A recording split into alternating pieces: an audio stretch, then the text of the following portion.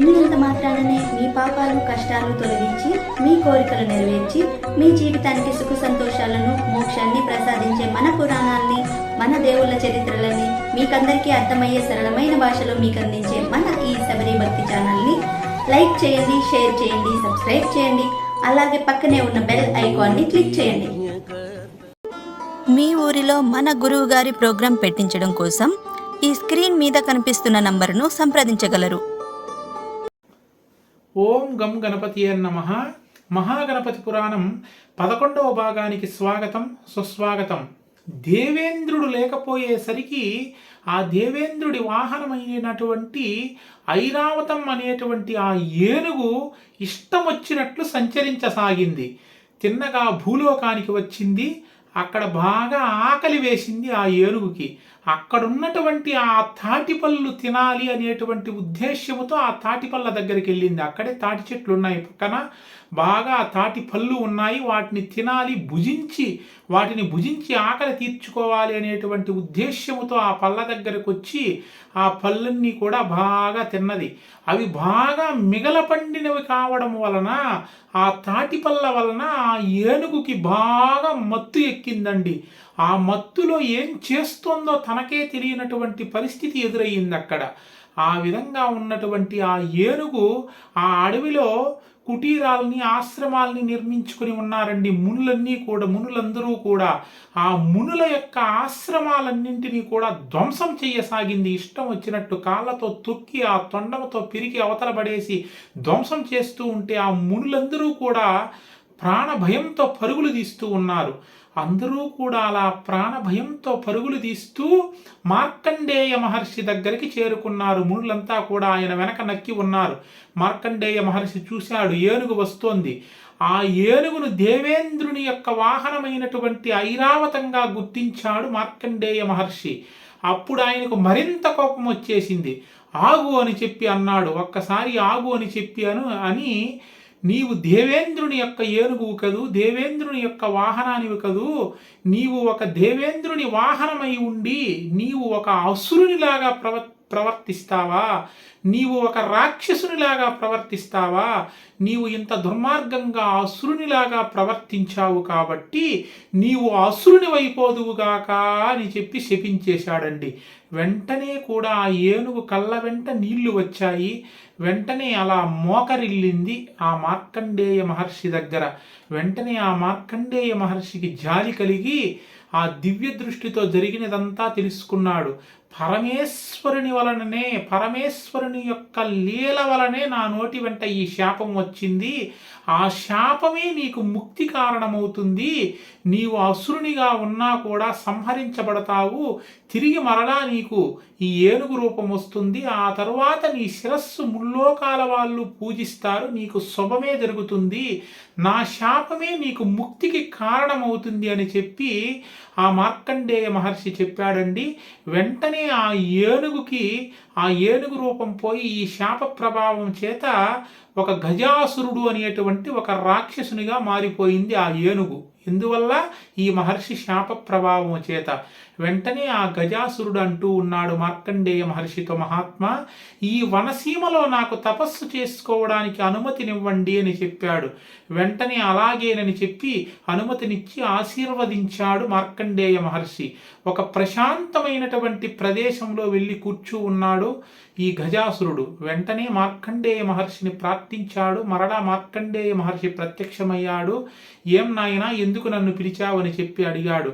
మహాత్మా, నాకు గురూపదేశం ఇవ్వండి. నేను గురూపదేశం లేకుండా నేను ఏ విధంగా తపస్సు చెయ్యను. నాకు ఉపదేశం మీరు ఇచ్చినట్లయితే నేను తపస్సు చేస్తాను అని చెప్పి అన్నాడు.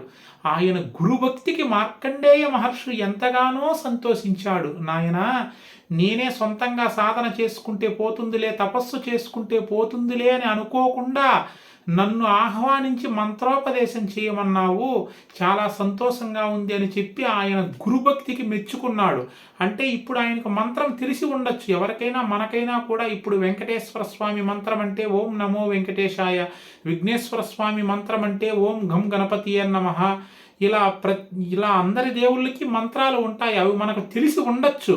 మనకు తెలుసు కదా అని చెప్పి మన ఇష్టానుసారం తపస్సు చేసి ఆ మంత్రాన్ని జపిస్తే ఆ మంత్రాలు ఫలించవండి. మీకు తెలుసో తెలియదో, మంత్రం ఎప్పుడు ఫలిస్తుంది అంటే గురువు ఉపదేశం ఇస్తేనే ఫలిస్తోంది. ఇప్పుడు వెంకటేశ్వర స్వామి మంత్రం ఓం నమో వెంకటేశాయ, ఆ మంత్రం నాకు తెలుసు కదా, నేను జపించుకుంటాను, ఒకరేంటి నాకు ఉపదేశం ఇచ్చేది అని చెప్పి ఆ మంత్రాన్ని జపిస్తే దాని వలన ఎటువంటి ఫలితము ఉండదు. ఆ మంత్రం మనకు తెలిసి ఉన్నప్పటికీ కూడా ఎప్పుడైతే మంత్రాన్ని గురువు దగ్గర నుంచి మనం స్వీకరిస్తామో, ఎప్పుడైతే మంత్రాన్ని గురువు దగ్గర నుంచి స్వీకరించి మనం జపిస్తామో అప్పుడు మాత్రమే ఆ మంత్రము ఫలిస్తుందన్నమాట. అదన్నమాట విషయం. అందుకే ఇక్కడ గజాసురుడు కూడా ఆ మంత్రాలు అవి తెలిసి ఉన్నప్పటికీ కూడా గురువుని ఆహ్వానించాడు. ఇక్కడ చూడండి, చక్కగా మార్కండేయ మహర్షి వచ్చాడు, నాయన అన్ని మంత్రాలకి కూడా ఆదిమూలమైనటువంటి గాయత్రి మంత్రాన్ని నీకు ఉపదేశిస్తాను అని చెప్పి గాయత్రి మంత్రాన్ని ముందు ఉపదేశించాడు. నాయన ముందు గాయత్రి మంత్రాన్ని జపించు అని చెప్పాడు. ఓం భూర్భువస్వహు తస్సవితుర్వరేణ్యం భర్గో దేవస్య ధీమహి ధియో యో నః ప్రచోదయాత్ అనేటువంటి గాయత్రి మంత్రాన్ని ముందుగా ఉపదేశించాడు. ఆ తరువాత ఓం నమశివాయ అనేటువంటి పంచాక్షరి మంత్రాన్ని ఉపదేశించాడు. చక్కగా ఓం నమశివాయ అనేటువంటి ఆ పంచాక్షరి మంత్రాన్ని జపిస్తూ ఆహారము పానీయాలు అన్నీ కూడా మానేసి ఘోరంగా తపస్సు చేస్తూ ఉన్నాడు గజాసురుడు. అలా కొంతకాలం తపస్సు చేసినటువంటి తరువాత గజాసురుని దగ్గరికి కైలాసంలో పరమేశ్వరుడు బయలుదేరాడండి. అప్పుడు బాలగణపతికి గోరుముద్దలు తినిపిస్తోంది పార్వతీ అమ్మవారు. ఎక్కడికి స్వామి అన్నది. ఎక్కడికి అంటే సమాధానం కూడా చెప్పకుండా బయలుదేరి వచ్చేస్తున్నాడు కైలాసంలో నుంచి. అక్కడ అంతర్ధానమైపోయి ఇక్కడ ప్రత్యక్షమైపోయాడు.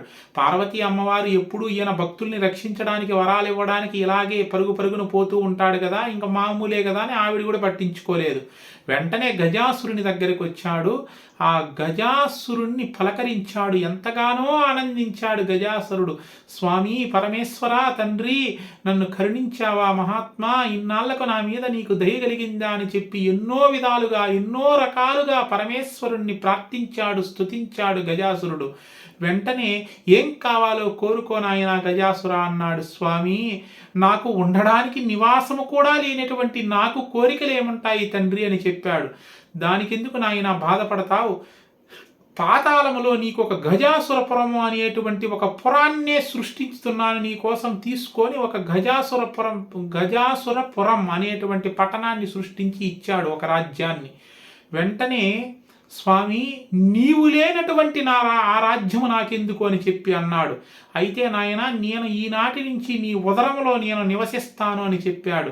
అలాగే స్వామి చాలా సంతోషము, నీవు నా ఉదరములో నివసించు, మరలా నీకు నేను విడుదల ఇచ్చే వరకు నీవు నన్ను వదిలిపోకూడదు, నేను నిన్ను పంపించేటంత వరకు కూడా నీవు నా ఉదరంలో నుంచి వెళ్ళకూడదు అని చెప్పాడండి. చూడండి, క్షణక్రితం వరకు కూడా బాగానే ఉన్నాడు.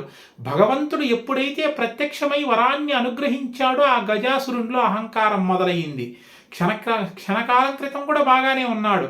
ఆ భక్తుని యొక్క మూర్ఖత్వానికి పరమేశ్వరుడు నవ్వుకుని, అలాగే నాయన నీ ఉదరంలో నేను నివసిస్తాను, కానీ ఒక్క మాట, నీ ఉదరములో నేను నివసించి ఉన్నంత కాలము నీవు ఆడినటువంటి మాట తప్పకూడదు అని చెప్పి ఆ గజాసురుని యొక్క ఉదరంలోనికి ప్రవేశించాడు పరమేశ్వరుడు.